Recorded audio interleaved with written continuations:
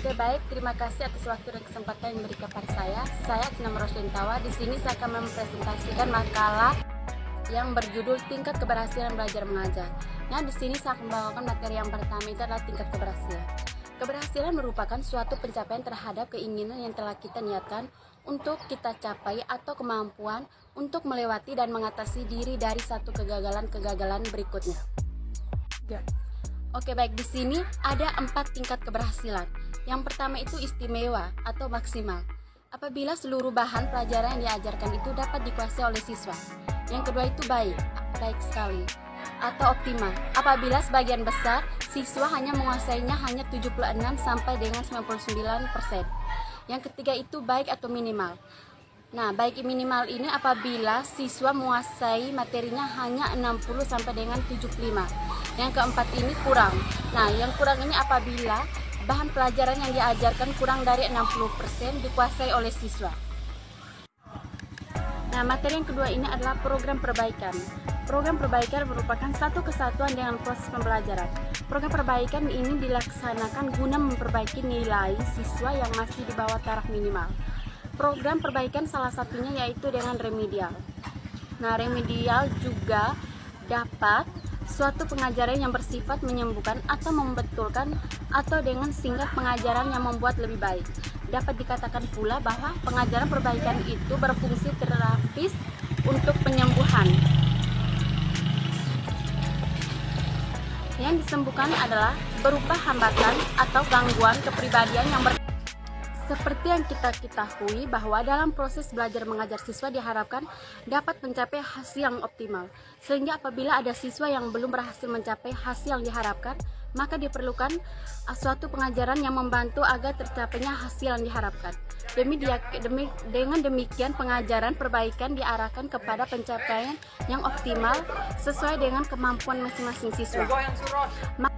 Di sini biasanya mengandung kegiatan-kegiatan sebagai berikut. Yang pertama itu mengulang pokok bahasan secara keseluruhan. Yang kedua, mengulang bagian dari pokok bahasa yang kehendak dikuasai. Yang ketiga, memecahkan masalah melalui soal-soal. Yang keempat, memberikan tugas-tugas individu.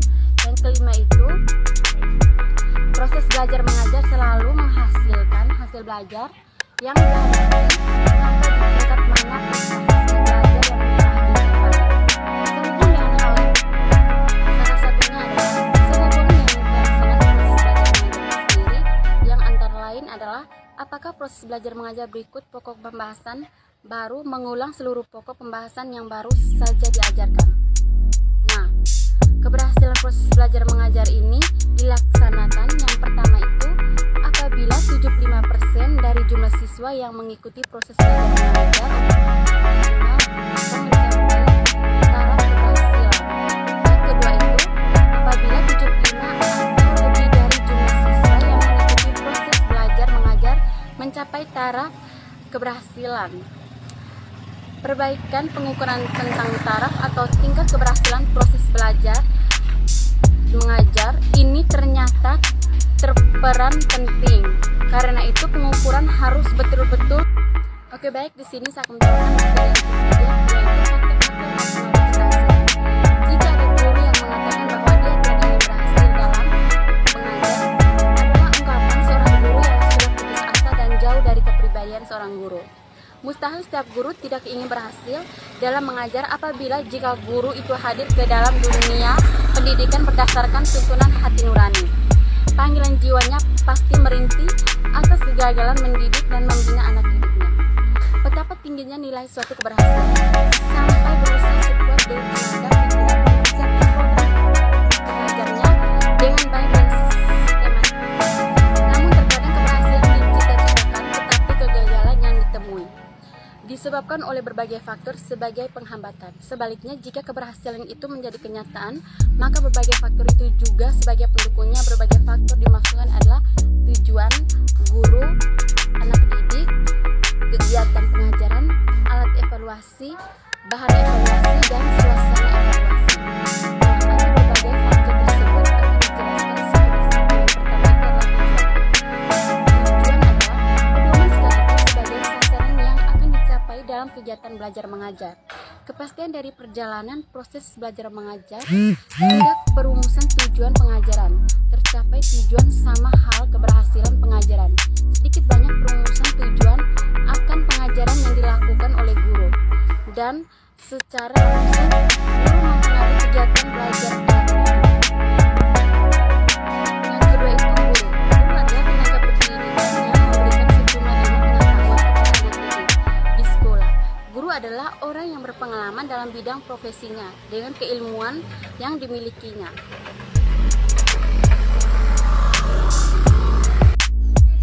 Yang ketiga itu adalah anak didik. Anak didik adalah orang yang dengan sengaja datang ke sekolah.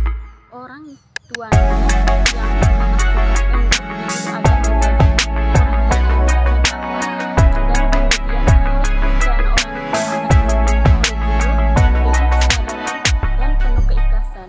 Maka jadilah guru sebagai pengembaan tanggung jawab yang diserahkan itu. Tanggung jawab guru itu hanya terdapat seorang anak, tetapi dalam jumlah yang cukup banyak.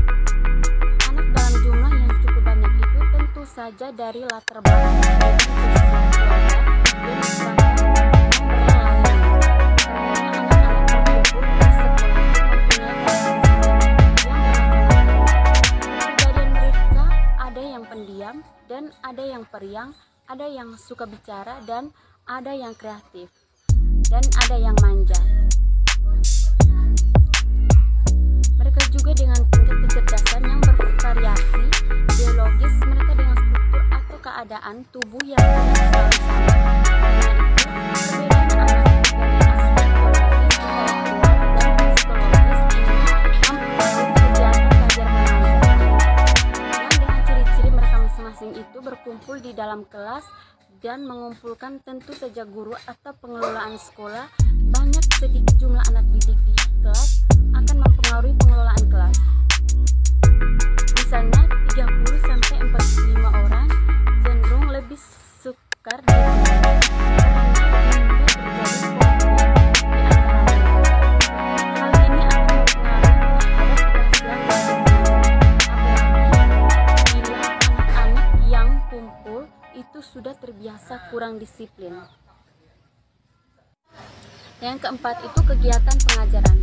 Pola umum kegiatan pengajaran adalah terjadi interaksi antara guru dengan anak didik, dengan bahan sebagai perantaraan guru yang mengajar anak didik sebagai belajar. Maka guru adalah orang yang menciptakan lingkungan belajar berbagai keperluan belajar anak didik. Yang kelima adalah bahan dan alat evaluasi. Bahan evaluasi adalah suatu bahan yang terdapat di dalam kurikulum yang sudah dipelajari oleh anak didik guna kepentingan ulangan. Biasanya bahan pelajaran itu sudah dikemas dalam bentuk buku paket untuk dikonsumsi oleh anak didik. Wajib mempunyai buku paket tersebut guna kepentingan kegiatan belajar mengajar. Di kelas, bila tiba masa ulangan, semua bahan yang telah diprogramkan dan harus selesai dalam jangka waktu tertentu dijadikan sebagai item-item soal evaluasi. Dari sebuah materi tadi saya akan mengambilkan kesimpulan dari keberhasilan. Nah, keberhasilan belajar mengajar mempengaruhi berbagai aspek baik guru, anak didik, dan suasana lingkungan belajar mengajar di sekolah. Keberhasilan belajar mengajar dapat diukur dalam nilai yang berbentuk nilai rapor anak didik dan mutu sekolah itu sendiri. Suatu proses belajar mengajar tentang suatu bahan pengajaran dinyatakan berhasil apabila hasil yang memenuhi tujuan instruksional khusus dari bahan tersebut, maka dapat ditarik kesimpulan bahwa pengertian keberhasilan belajar mengajar adalah ketercapainya tujuan instruksional khusus yang sudah terancangkan atau dibuat sebelum oleh guru. Setiap proses belajar mengajar selalu menghasilkan hasil belajar. Masalah yang dihadapi adalah sampai di tingkat mana prestasi atau hasil belajar yang telah dicapai.